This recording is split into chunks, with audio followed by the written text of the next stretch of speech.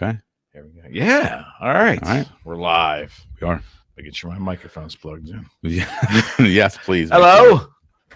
Thank you all for being accommodating for our special night here. Yeah. Greatly appreciate it. And boy, what a week, partner. How was your week? Good? Yeah. I mean, it's a week, man. It's a week. I'm just trying to run out the end of the year and get ready for 2024, man. It's been a year. Rocco runs so much hotter daily than I do. It's such a beautiful thing because at one point in a different field, I ran hot all the time. Yeah. I don't miss that shit. I love it though. I know you do. I couldn't do it any other way. It comes out your eyeballs. I know. I can see. I can tell. Yes. So I know you just perused like I did. We both, full disclaimer, we both didn't sit through the entire Trump town hall on Fox. We kind of perused it. I didn't think there was any new ground broken, to be honest with you. No. Well, now, it was fascinating, though. My question to you is, do you think he knows and is playing his opposition's angst with every little nuance that he says? The reason I bring it up is because there seems to be, the last couple of days here, last 2 days, this huge anti-Trump movement that is spouting the following that he's going to be a dictator. And that started about 2 weeks ago. Okay. But when Hannity asked him the question, he goes, I'm only going to be a dictator for one day. Okay. First day, I want to start drilling immediately and close the border. Then I'm back to being a president. Now, I mean, the liberal side of America went batshit crazy on that. He's going to be I guess what I'm asking you is he just so sloppy with his delivery because he doesn't care? Or do you think it's so calculated that he knows that saying that is going to set them afire?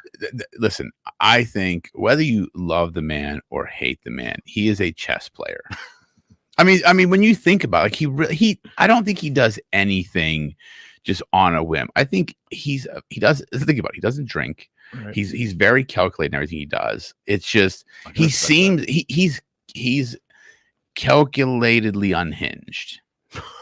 But that's what he does. Like I think he plays that the illusion he's unhinged. He gives the illusion. That's a better way of putting it. Yeah, he does. I mean, he knows it causes a frenzy on the other side, and he does it just to mind fuck them. Like, look at the De Niro thing. Like, De Niro went off in the fucking, about Trump, and then the moment he blasts back, it's like, how could you say these things? You're so. It's like it's okay for everybody else to do it, but the moment he does it, it's like you should not do that. That's terrible. How could you? Right. He just he does things to make them look like a fool. Because it's one thing if they'd have been like, okay, he pushed back, like he's wrong. Like, F this dude. It's like, no, you can't say things like that. It's okay if it's one way, not if it's a two-way street. So I think he does these things to expose them and the lies and the inaccuracies, and just the way they operate. That's what I believe. Yeah. He's a smart man, dude. Yeah, I know. And it's funny because I think that he believes, this is what I think about Donald Trump. And I was never so clear on it until yesterday. I think he actually is way more savvy in regards to his own image in managing it than I ever gave him credit for. Because I really honestly believe, after watching the bits of that particular interview yesterday, that he is actually dialed in so far that he is manipulating those who hate him with every little nuance of every syllable that he says. I think he knows. Oh, he's not just rambling. He knows what he's saying. 100%. I mean, think about how under attack he's been since he announced. So all he's been doing is training and just getting better at doing it. I mean, truly, when you think about it, he is not a guy that just says things to say them. Despite what people think, he's not. Like, he's very, and even when he was president, they would make fun of the things he said. It was always taken out of context. Like, the prime example was like injecting bleach. Right. The statement was, he's like, if that thing kills it, he's like, is there anything like that we can put inside the body? Yeah, that would do the same thing. He was literally asking a question to doctors who are experts. Right. He's not saying go inject fucking Clorox. Well, and that goes. But that's what the media made it sound like. And that goes to so much of what we talk about here. That I sound like a broken record.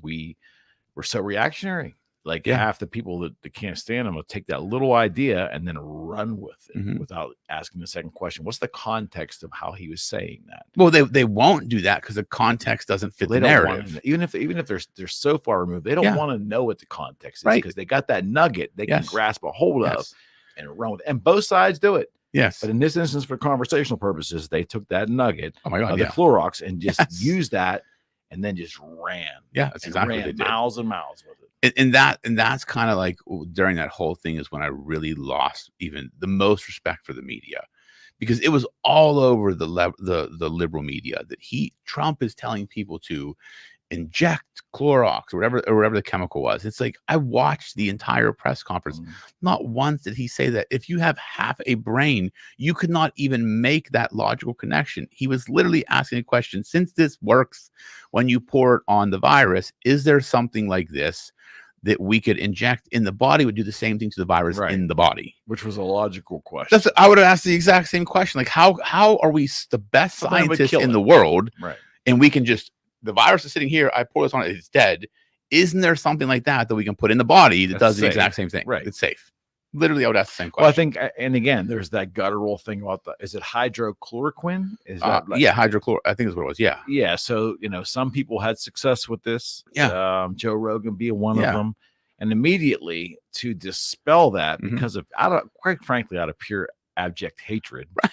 Yes. They initially looked up what else hydrochloroquine is used for. And I think there was. Or I was ivermectin. It was ivermectin. Okay. That's what it was. That horse medicine. Isn't that the same thing? I don't know if it's the same thing, but I know the one hydrochloroquine was something. I think that's a human. Okay. I think the ivermectin was was the one they said they were prescribing to horses. Yeah. The analogy was that it was used in some veterinarian medicine. Right. So of course now you link that. Well, this goes again to what we've talked about, and I think has been the gist of what this podcast has been for 5 years, is to expose ridiculously first level reactionary thinking. Yeah, that's what most of society's doing. Yeah, exactly. Just take some time to think. In anything, in any. That's what I think. Taking a step back and not kind of talking, just looking objectively at society, in politics, in the media, in professions. Yeah. I think people are now they're so distracted and moving so fast, they don't take the time to think. Like sometimes just to think, not even that second level of thinking, just to think, does this thing I'm doing or saying or writing make sense? Like that has become a lost art almost. What was an epiphany for me was, now I'm jumping around. We do have notes, friends. Yeah, we do. Jumping around a little bit here, but it was never so apparent to me as it was the past 2 days of just the, I don't know, you can call it irony, but I think it's worse than irony. I think it's just blatant hypocrisy where, so much of our public, half, 40%, whatever. I don't believe it's purely 40%. I mean, there's a vocal portion of that 40% that loves to go out there and start shit. Yeah. But there's a lot of hatred that comes toward one man and those around him, call them MAGA people or whatever. But the hatred that's generated, those people, those people in our society, those people who like to call that man evil, right, and call him probably the worst human walking the planet, they try to make you believe that. Right. Okay. Yes. Okay.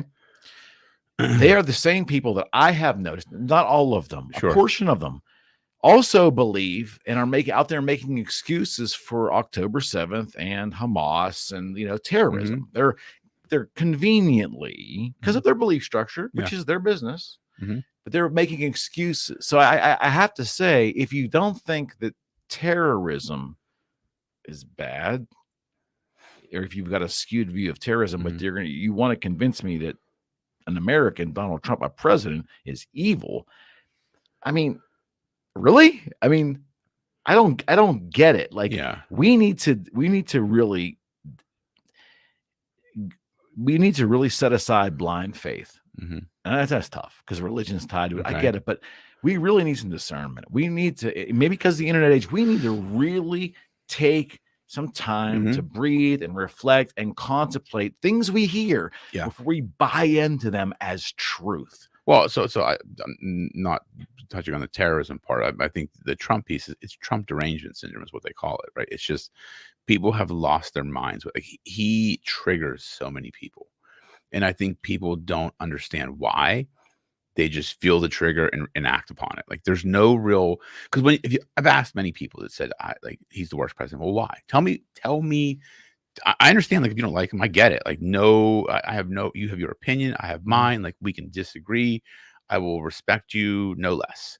But just explain to me why, as a president, like, why you don't like him. Why do you think he was a good president? And not one person has been able to articulate a policy reason. It's just like, well, he's an asshole. He says this. He's not presidential. He doesn't represent America. Well, I said, we didn't have a war in 4 years. Like, foreign governments feared this dude. Like, how does that not represent? We are supposed to represent as strong. They're not interested in reasoning. Well, that's the problem. It's like they have the derangement syndrome. They fucking hate the man, and that's it. There's no turning back. But I'm saying to you, those people that are quote unquote deranged in terms of their belief of hatred toward him, inside, if you hate evil, then if you believe the man is evil, I'm assuming that you despise all evil. Yeah. Yet we have examples in current events. Yeah.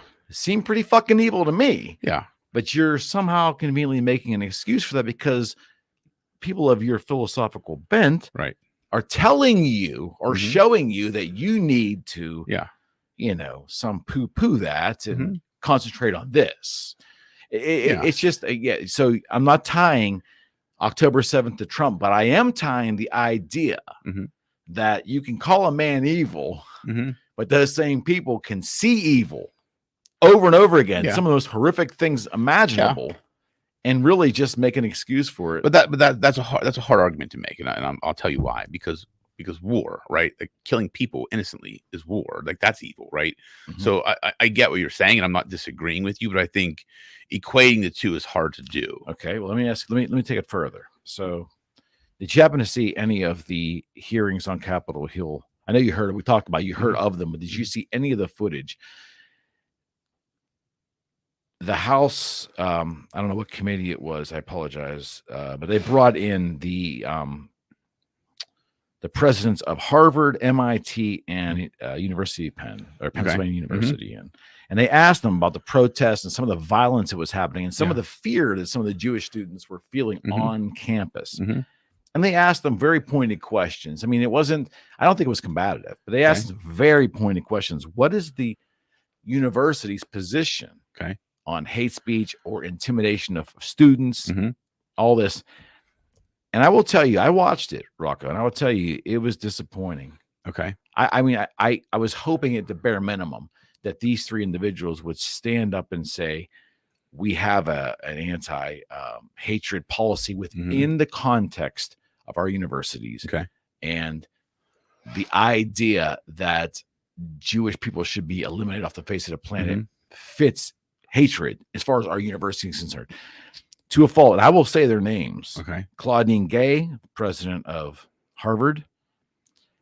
Liz McGill, the president of University of Pennsylvania. And Dr. Sally Kornbluth of MIT. Disappointing, man. What did they say?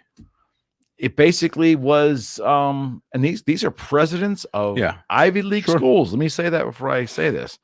It was basically word salad. They did not want to come out and say that anti-Semitism, because it was laid out to them, is anti-Semitism against your college's philosophy and the actions of anti-Semitism on your campus toward your students. Is that against school policy? Okay. They wouldn't at all say that, yes, it's against our policy and we're working to eradicate it. It was word salad, and and you could just see the frustration of Democrats and Republicans on that, not believing their ears that these three individuals of the highest order of academia in this country could not disassociate their universities from this behavior. Okay. So I'm watching that going, then it's, I guess all bets are off. And so furthermore, there was, let me get my reading glasses because, at my advanced age now. I found it interesting too that Reid Hoffman he's co-founder of LinkedIn. No, excuse me. I'm I'm two stories ahead here. Billionaire and Harvard graduate Bill Ackman. He's the CEO of I think it's Pershing.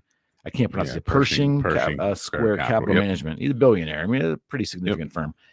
He just went absolutely ballistic and just could not believe that he was watching the same hearing that we all were. And these university presidents cannot speak against the concept of anti-Semitism, or let alone it happening on their campus. Yeah. And he called for their resignations immediately. And he's not alone. There's been a lot of people, investors, people that have come out of those universities. My question to you is, what the fuck is going on in academia now that we can't give straight answers to questions? Even if you don't have the quote unquote expected answer, you can't answer directly. Okay, because here's what I will say. Again, I don't want to get into a debate over this. I don't think it's. I don't want you to head down that direction. It's worth debating. It's an observation. I think it's a complex question. So I think the question is, did it violate their rules? Right. That's the question. Did it violate their rules? Yes. So the first question is, what are the rules? What do the rules say? Did they talk to that? Did they speak to what their rules say? So that could be the issue. It may be a simple of, we're not saying anything because we made an oversight and don't have a rule that addresses this. Like, that's what I'm saying. Like, there's multiple pieces. And I think, and again, this is what the media does, right? Yeah, you can watch it and they people blow it up, but it's like, you've got that's that next level of thinking. I'm thinking from their perspective, right? I'm playing devil's advocate. It's like, if the question was asked, like, does this violate this conduct, anti-Semitism, and these protests in creating fear, intimidation? But again, define intimidation, because that's going to be another piece of it. They did in there. But I'm saying, but does the rule book have a definition of what intimidation is? Does the rule book of the school address intimidation? Verbal and physical abuse. Is it in the rule book? So that, because the questions that were asked, I would fucking hope. But this is why I'm saying, this is why they probably gave word salad, because universities like that probably never anticipated these problems, right? They are the prestigious universities. But isn't it stress for them to get together and you would think, based upon what happens? I understand. In a week, they couldn't have gotten together as what they call it, the board of trustees, whatever it is, and put in basically passed or whatever the procedure is. Sure.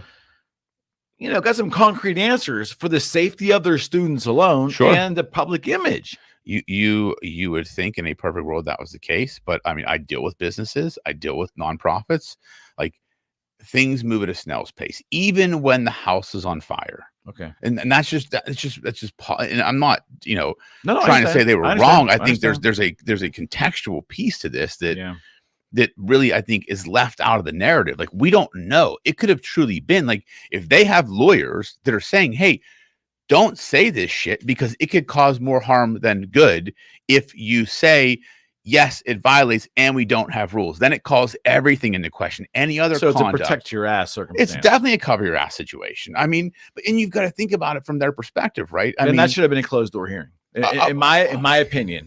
I'm not saying it shouldn't have been. It doesn't, because all this did was inflame people like myself watching the public. Remember, it's fucking political theater. The reason why they do these open door hearings, to create political theater, to make politicians like, we got to keep this dude in power. He's pissed like I am. They probably knew exactly the answers they were going to getting, which is why they had an open session.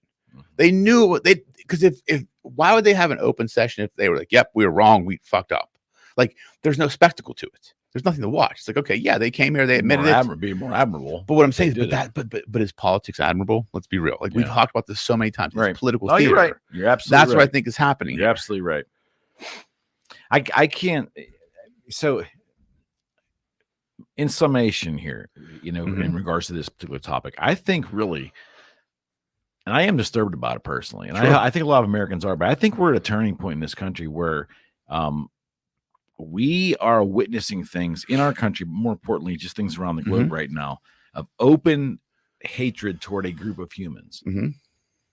Case in point, the argument can be made that if this open hatred was happening against African Americans in this country, or it's like people, any great, if it's Chinese Americans or Japanese Americans or European, whatever. Yeah, I can't.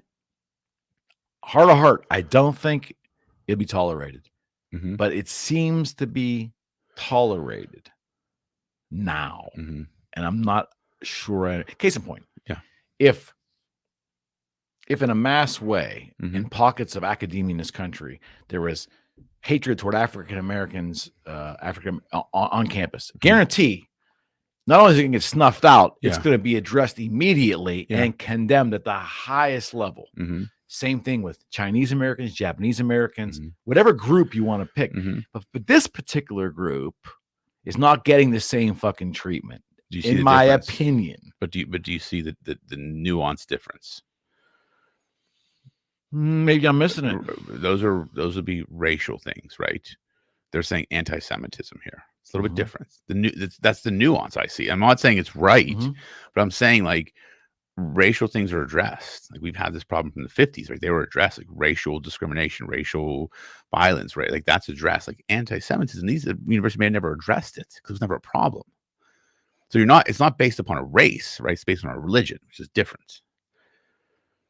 So that's how now again, I'm just taking a purely objective. I get it. No, I get it. Standpoint like that. Like you're right. Like I get it. That happens. Like, yeah, that's yes, we have rules against racial discrimination and racial harassment and that type of stuff. But do they have rules against anti-Semitism? There certainly should be. But then how do you pick which religion? All religious persecution. But I think then you start going down this rabbit hole of what is religion. Like defining then you got to define what a religion is. And again, I'm playing devil's advocate here because I mean, it's the thing. Like, is Scientology a religion? No, it's a. I mean, like, what if someone's on campus protesting and threatening Scientologists? I don't think that's right. But I'm saying, like, would that be a rule? Would you think there would be a rule? Maybe there has to be. But that's what I'm saying. Like that. What I'm trying to make the point is like race is very easy to define, right? That may not be as easy. I'm not saying that's the case. I'm saying like I'm just looking from a definitive, like objective standpoint. That may be the issue here that's not being talked about. Yeah. So to carry that further, a little bit digging too, there appears to be another group of folks that want distinguishing the difference between anti-Semitism and anti-Zionism. Okay. It's a whole other discussion that I am not intellectually prepared to speak on. But it is parsing straws there. Like, look, we're against the idea that this particular state of Israel was created in 40s, 30s. They're against that. They're not against Jewish people or their religion, but they're against the creation of the state and what's happened since. To me, is it parsing straws or is there a valid argument there? I legally, I'm sure there's an argument to be made. Yeah, because you can get on the path of like look at religious freedom, right? So the freedom to practice religion and freedom of protest, which and is there.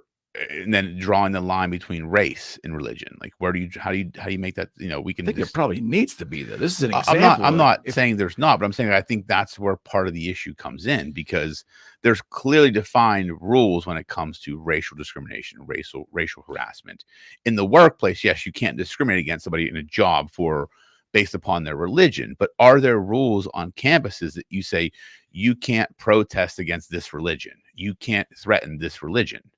If you're of a different belief. So my question would be to politicians right now, based upon our conversation here and me analyzing this quickly, my question to politicians would be, if all this is true and there's a delineation between race hatred and religious hatred that we're going to deal with now, my question to politicians is it hate speech to go on college campuses and spray paint a swastika? Like, do we associate the swastika as being evil? Because again, it's a conversation between law and maybe just average sensibilities.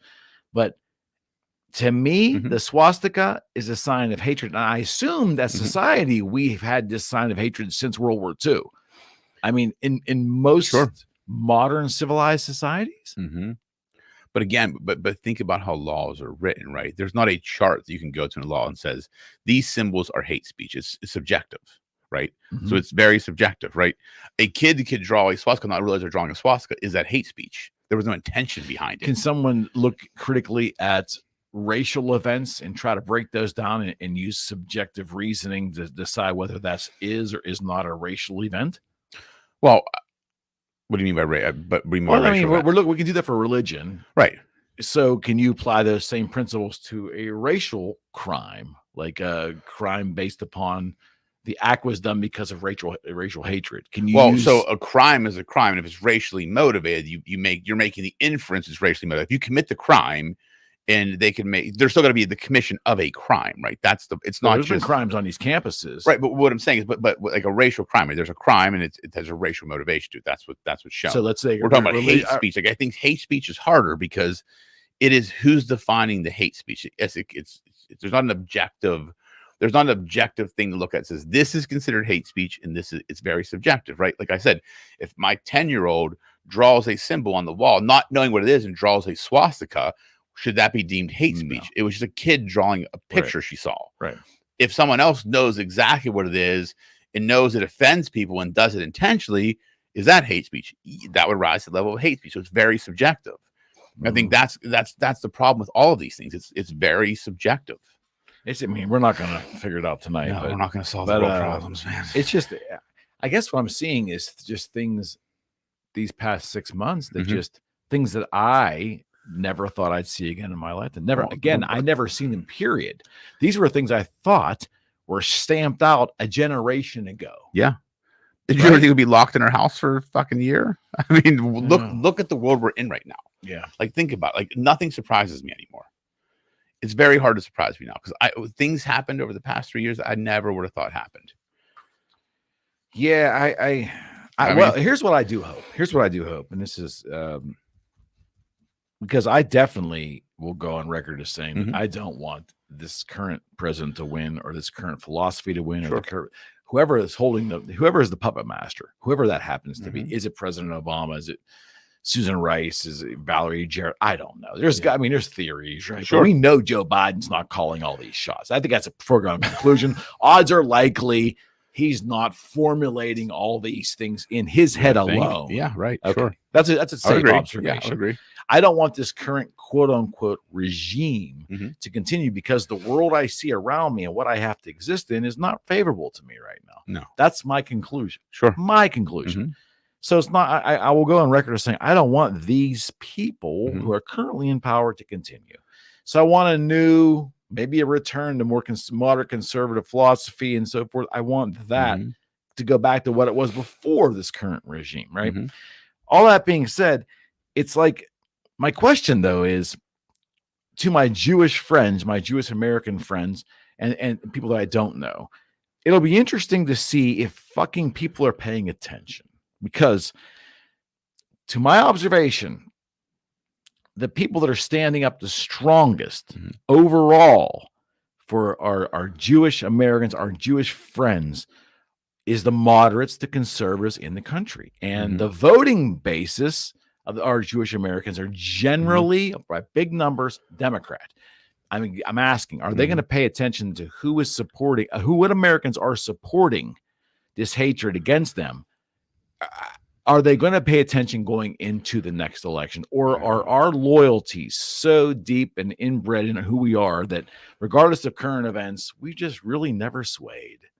We're just going to be. Yeah, I don't know. Honestly, that's a hard question to answer. I mean, it really is. I'm not trying to convert a moderate or a liberal to a conservative. You can't. I don't want to convert anybody. Yeah. But I'm asking Americans: are you paying attention to things you find to be important in this world?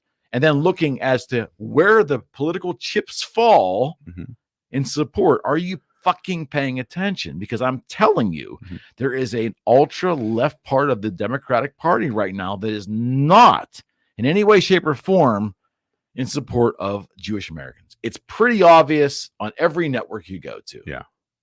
I just hope people are paying attention.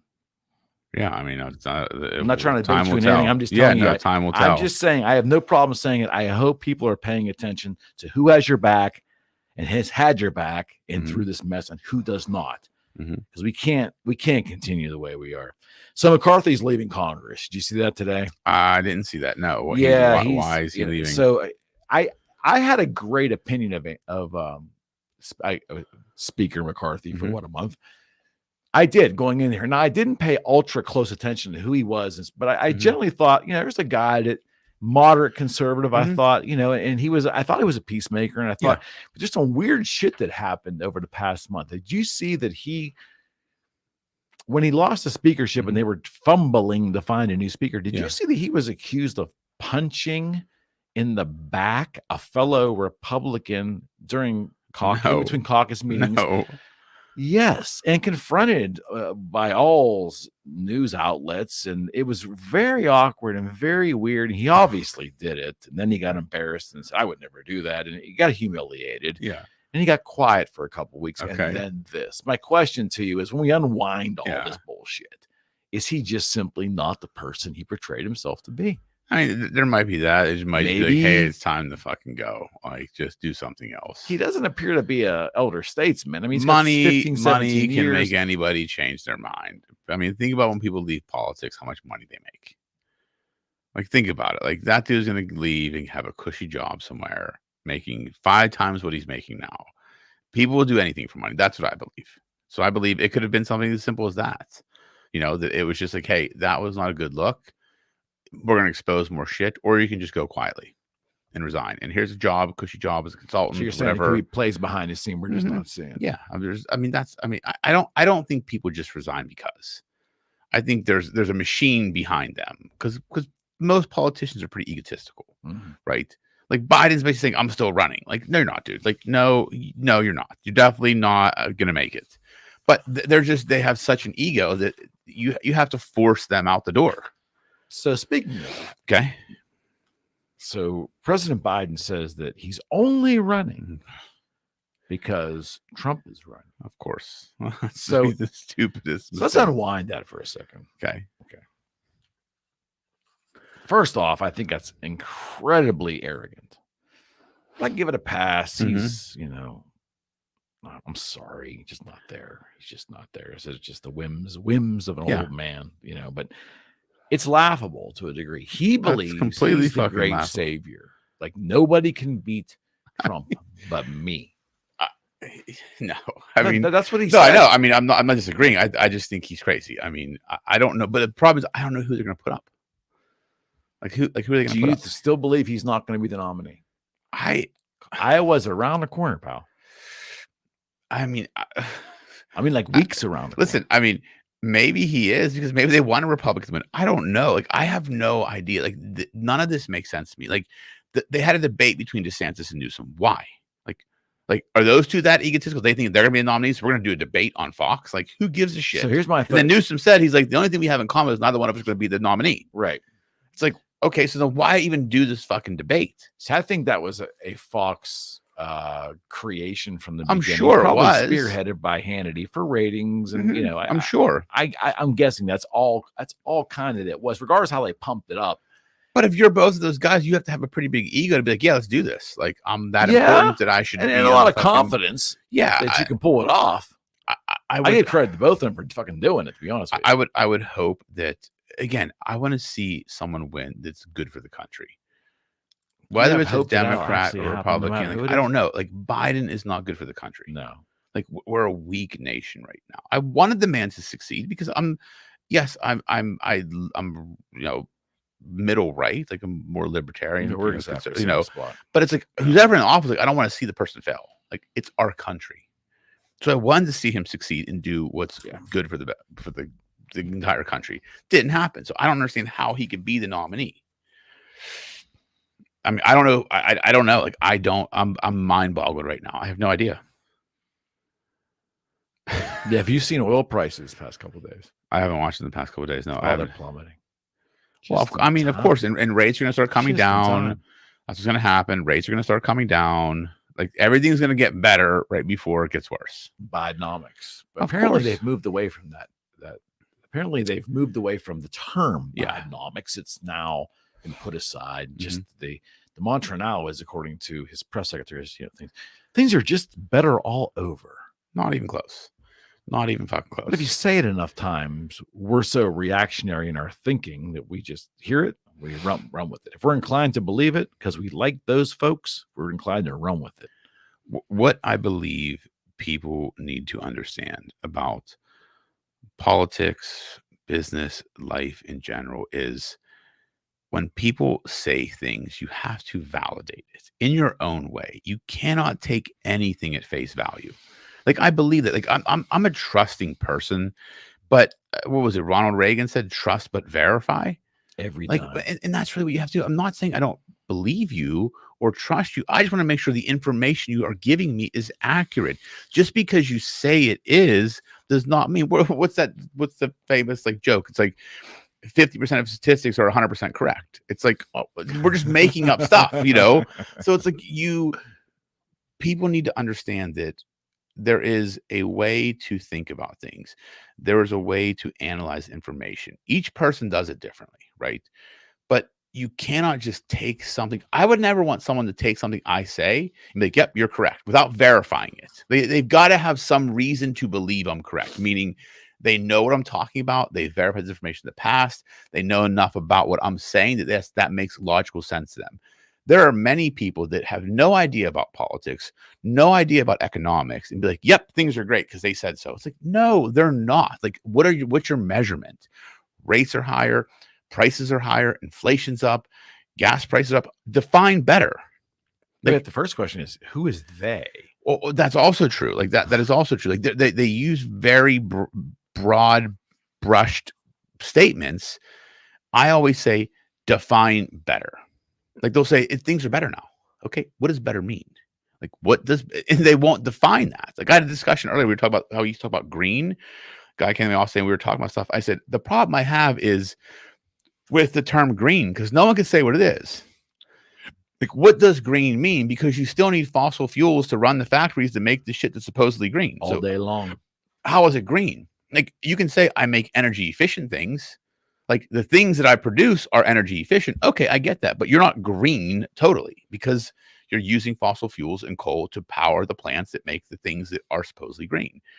It's all a matter of semantics in the way they use language, and no one questions it.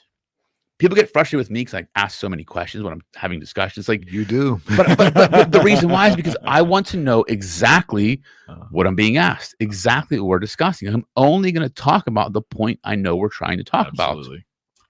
People don't do that enough.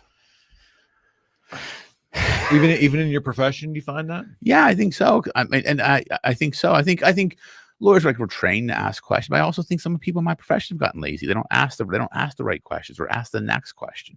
Like it's that being okay, being uncomfortable, asking the question you know is uncomfortable. Because that's really where you get the answer, right? Mm-hmm. Anybody can answer comfortable questions. The moment you see them squirm a little bit, that's when you know the answer's coming. But you've got to have the balls to do it. Like it takes a level of being okay in the uncomfortness, in the chaos, to ask the question. Then once you build that skill set, then it's easy. Well, I think that's a big differentiator in a lot of careers. Yeah, absolutely. Yours especially 100%. In sales, and you need at least a reasonable skill set in that. Yeah, you've got to be able to operate in chaos and operate in uncomfortable. 100%. Yeah. So, just a couple observations. Yes. Do you feel, and we did touch on this about a week or two or a couple of shows ago, but I want to bring it back again. Do you feel that in light of the fact that there's also American hostages in this group of Israeli hostages from that event that Hamas or Palestine has taken, Palestinians, no, I shouldn't say Palestinians, that Hamas has taken. Do you think the Biden administration has done enough to get our people back? Meaning that we don't know exactly what's been done. We're assuming, but they've had them for a while. And I want to think it's the might of the United States and a small, relatively speaking, a small terrorist organization geographically located. We know where they are. Yeah. I think when you go back in history, other times Americans in mass have been taking hostage, I think are maybe outside of the Iranian hostage thing, but other points in time, we've taken significant military action. Here we are in 2023 with all this military might, all this intelligence, all these covert operations we assume we have. I just find it fascinating that we're not holding our hostages with more reverence, both as a nation and our politicians, especially our executive administration. Yeah, I mean, honestly, like I have no idea because I would assume, and again, this is just pure speculation, that a lot of shit goes on in the back that we don't even know about, like hostage rescues, hostage negotiations. But they haven't been rescued yet. But I mean, right? But again, like, I don't know. Like, I don't know enough about the military, and I would purely just be making shit up to even talk about this. I have no idea, honestly. I don't know what enough is. I don't know what you even do in those situations. Like, I have no idea.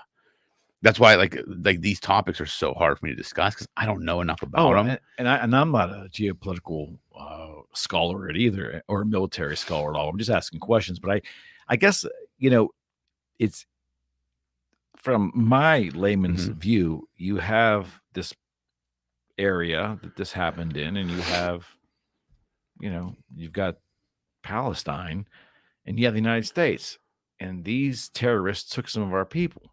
It isn't like there's a vast country we have to wade through to get them there. No. It's like, I think, when we look at scale there, the rational mind goes, with all of our might and all of our intelligence, we can't go get our fucking people. Do we know we don't even talk about them on a daily basis. Like, I remember, and anyone in my age, do you remember the Iran hostage circumstance in the late 70s under Jimmy Carter?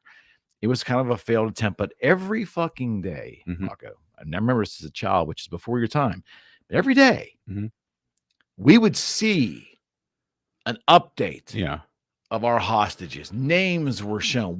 There was a reverence that this country showed toward these people being held in captivity. Okay. We don't get that.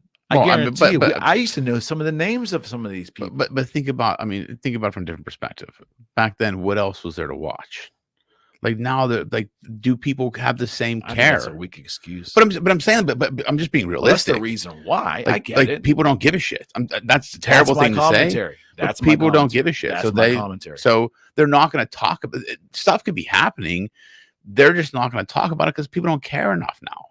Like, that's really what we've become, somewhat of a heartless society. Right. If it doesn't, we're very egotistical. If it doesn't impact us, and I'm guilty of that. Let's carry it further. Let's talk about how that relates to patriotism. Because my overall point was, they took fucking 100 Americans. Every American almost ached because of that in 79, 78, 79.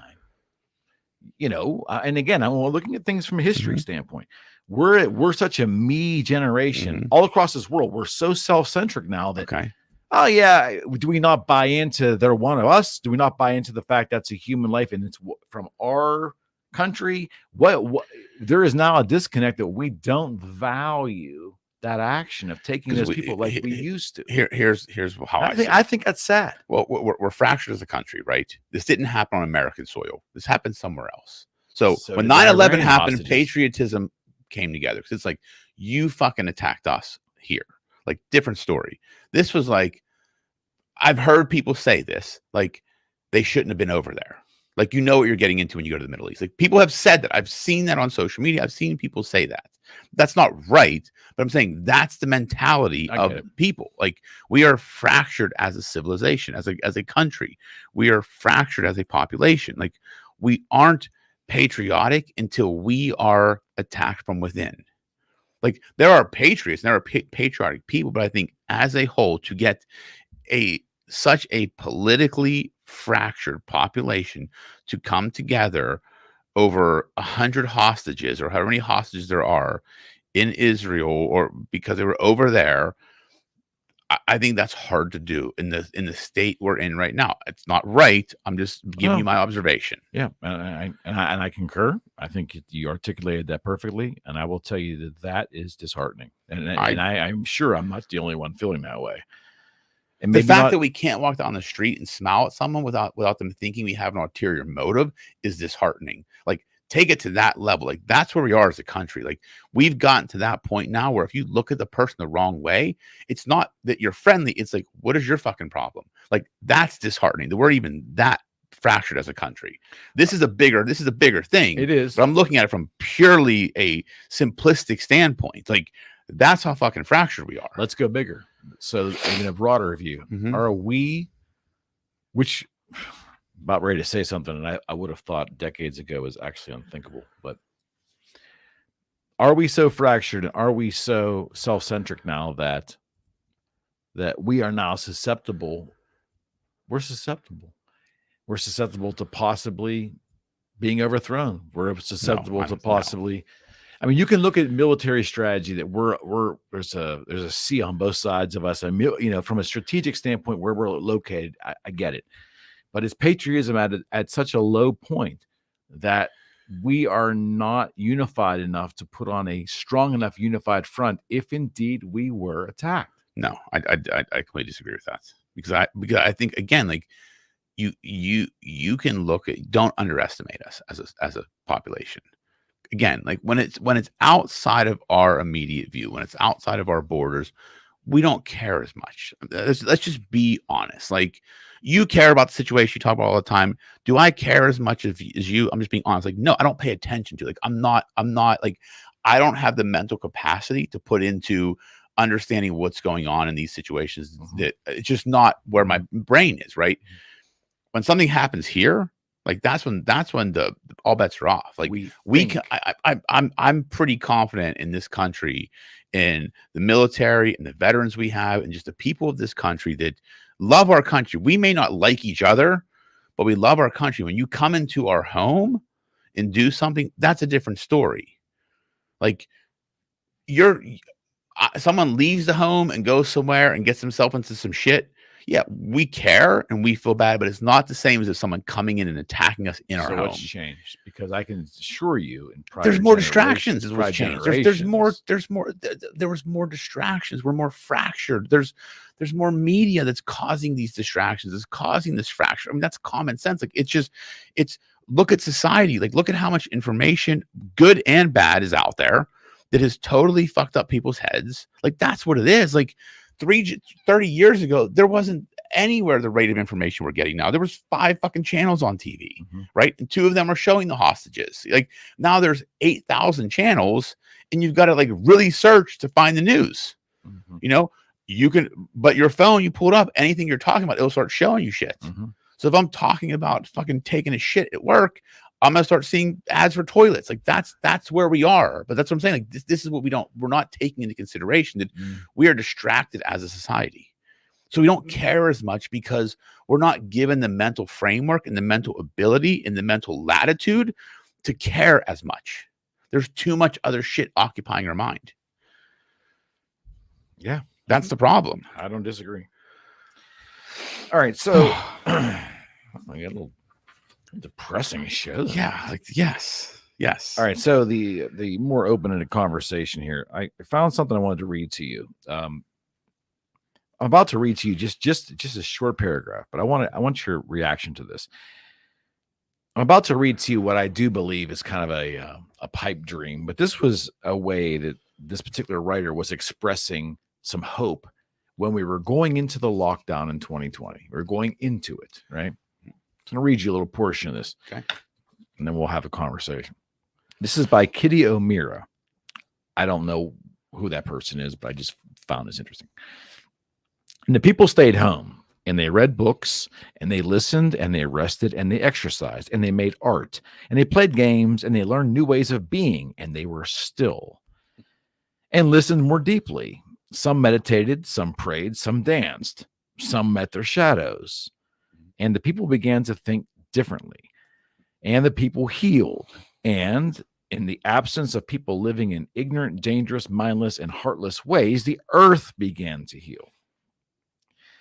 And when the danger passed and the people joined together again, they grieved their losses, and they made new choices and dreamed of new images and created new ways to live and heal the earth fully as they had been healed. Now, at the end, it gets a little esoteric there, and it's kind of, I tune out. But this was a hope that this particular writer had at the beginning of the pandemic. And a couple of the early points, I think that would have been nice if some of those things had happened. And I was actually hopeful in the beginning. We self-reflect. Sure. We often talked about you meeting your shadow. Yeah. Do you think that most of us went through elements of this and maybe made some improvements or looked inwardly? Because now I think we're just as caustic, or if not more caustic, post-pandemic as we were pre-pandemic. Yeah, I mean, do I think people did some of that stuff? Sure. Like I did some of that stuff. You did some of that stuff. Do I think Do I think the pandemic was a positive impact on society? No. I think had we been told the truth from the beginning, had it been pretty clear, I think that pipe dream had a better shot of actually coming to fruition. But I think because we were fed such bullshit over and over again, and we were never given the full story or never given the correct information or accurate information, that people tried, but then they just got so mentally, like, the things we did, just, I mean, masks and arrows in the like, no one can make sense of it. So even if you wanted to self-reflect and find peace, you were not given the ability to. No. We were living in a constant state of fear and angst. So it's very hard to self-reflect and meditate and go on a journey of self-improvement or self-discovery when your emotional state is that of fear and anxiety on a constant and consistent basis. Well, I also think on top of all of that, I think that the logical portion of all of our brains, so much of it just didn't make any sense. That was me in the beginning. I'm like, okay, like, I was logical. I'm like, I'll listen. Like, I get it. Something's going on. Like, I'm all about, like, keeping people safe. Then it stopped making logical sense. Then I started questioning everything. And that's when I met my shadow. Like, that's when I kind of went that downward spiral of, like, really, like, fuck. Like, and then you start questioning everything. And and I think the most accurate statement of that is people met their shadow. Did everybody embrace the shadow and learn from it? No. I think I did. Like, I think that was, I did as well. Everybody met their shadow because everybody was so mentally fucked. Like, you started questioning everything. I think very few people took advantage of that and understood the true meaning of it. And I think I was one of the lucky ones. I feel like that I made that explorative journey and really understood myself at a deeper level through the end of it. But it was a hard process. I think we all faced the shadow at that point in time. I see when I think of your personality, last thing, because I knew Rocco before the pandemic, and I certainly know you after the pandemic. So my point is, I never viewed you as a quote unquote gullible person before the pandemic. I never viewed you that way. Did you? Because I felt myself saying to myself, like, shame on you for just buying into the bullshit and accepting things as told to you. Yeah. I mean, I was falling into that, I think, in the last couple of years before the pandemic. Yeah, okay, this is the way things are. And I mean, I was never gullible, but I was a logical person, right? So I looked at, okay, we don't know what this is. They seem to be afraid. Things are shutting down. Okay. At that point in time, it made sense. Something's going on. Let me comply and, like, wait and see. And then as they kept moving the goalpost and changing the rules, and then the rules didn't make sense to me. I'm like, okay, why is West Virginia open, but we're not? Does the virus stop at the border? Like, and then it just stopped making sense to me. I'm like, wait a minute. Like, that's when I, like, pulled back. I'm like, hold on. Like, I questioned everything. That's when I just analyzed life in general and said, okay, what else doesn't make sense to me? And that's when I went down that fucking downward spiral of just looking at everything. But I think it had to happen. I don't even think you're gullible. I think it's just, there's a certain level of trust you have for certain systems and certain, things. It's like you had this level of trust. Then it's like, wait a minute, that was totally turned on its head. And I think that's what happened. I think, that could have been a great opportunity for people to improve, but it wasn't. We talked about it on this show multiple times, and I've struggled to articulate it right. And I still don't have the exact articulation I'd like, but I've asked you multiple times on this show and in some of our panel discussions, some of the quote unquote bedrock things we need to just maneuver that we accept as fact. In reality, I think everything's in question now. Everything is in question. Yeah. I mean, everything is in question from everyone's perspective, right? Each of us have different bedrock beliefs. So I'll never question. You'll never question, right? Like, I'll never question that my kids love me, right? Other people may question if their kids love them. Everybody has their own bedrock beliefs. I look at law enforcement for a lot of the population. Sure, okay. Maybe going into the pandemic, some people weren't suspicious of law enforcement, but some of the things that happened during the pandemic, not actually related to the pandemic, but the George Floyd thing and the narrative for some Americans that the police needed to be shut down and some reformed, a lot reformed.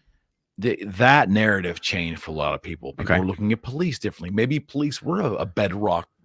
Law enforcement was a bedrock belief for some that got shaken. For some. No, I'm never talking absolutes, but I'm saying you can see that that's like, for a swath of Americans that got shaken. Yeah, I think a lot of things got shaken because, again, I think what it did is it allowed us to question things. It either verified the beliefs or blow up the beliefs. Right. Like, that's how I looked at it. It's like I went down that path and like questioned everything, personally, professionally, spiritually, everything. And that journey solidified a lot of my beliefs. Like, yes, I was right. And it's like, that was completely the fucking wrong way to look at life. And that's what it did. So it helped me really solidify some of my guiding principles and help me develop other ones and move away from some. But you have to look at it that way. And I think if you're willing to say nothing is concrete, then you find what is concrete. Right. I think too many people just think like, this is it. Like, this is how it is. It's like, well, no, is it? From your perspective, yeah. But if you're willing to look at it from a different perspective, then you find what truly is concrete to you. This is kind of a broad question, but in the same vein, maybe a little bit of a stretch. Okay. If this next election comes, Mm-hmm. and let's just say it is Biden versus Trump, that's ultimately Mm-hmm. who it is. And let's just say Joe Biden wins. Oh, okay. I mean, I'm not hoping for that either, but it happens. Mm-hmm. And it's close. Okay. Let's just say, because I think logic would tell you if whoever wins, it's probably going to be relatively, Sure. Number one, do you think that conservatism as we know it is Mm-hmm. going to need to change philosophically from a political standpoint? Yeah. The quote unquote Republican Party, the conservative party, is going to have to make some deeply rational decisions, or will the public's mistrust of the election system further deepen in a portion of the public, and will we be unable to go forward with a decent level of trust for our election system? Yes to both. I think the Republicans need to change. They should have changed years ago. Right. They have to adapt with society. I completely agree. And I think abortion being the number one thing, people's trust of the election, I don't think will ever be back to where it was. I think there's just too many unknowns right now. I don't think anybody will ever fully trust the election process again. That's my belief. I think there was too much called into question last time. Too much did not make sense. I don't think anybody will 100. They'll trust it. Will they 100% trust it? No way. Not a chance. When I can go in and vote and look at my signature from 4 years ago and it looks completely different than what I put on that thing, and no one asked me a question or asked for my ID, it's like I can't even believe it's 100% correct. Well, I don't feel personally, I don't feel any more confident with the paper ballot than I do with the computer system. No, not at all. In fact, I almost think we've regressed. Because I wasn't really paying attention, but these last two cycles, when I went in and started filling out a paper ballot in 2022, was it? Yeah. For the midterms, I'm like, wait, I'm gonna it Yeah. reminded me of like a test I took in the late 70s. Listen, dude, that's the shit that happens. Yes. Yeah, I just think we're in for some strange times. I just want the elections to be peaceful, and regardless of who wins, there's going to be a portion of the population that's happy and a portion of the population that's not. But I really think that for us to continue as a nation, we certainly need borders. Yeah. Last question.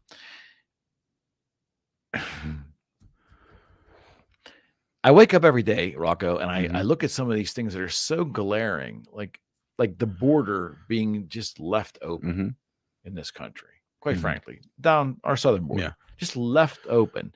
Oh, we got some areas that have fences, and we do have some very hardworking men and women that are in the border patrol, but they're understaffed. They can't get to it all. Okay. So essentially, people can just come across, swim the river, walk in.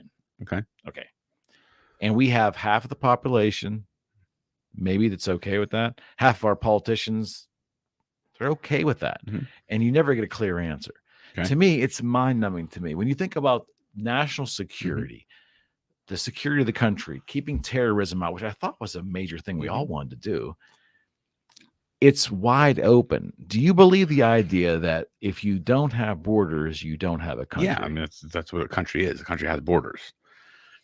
Yeah. So, and it's that's just logical, right? No, I would like to think so. Yeah. That's not really a discussion. It's debatable. No. I mean, there's a process to get in. Just follow the process. So if you ask somebody that actually is okay with open borders, I think it's not a big deal. Like, where's the rationalization that there is no rationalization? You say, okay, let those people come and live with you. And like, no.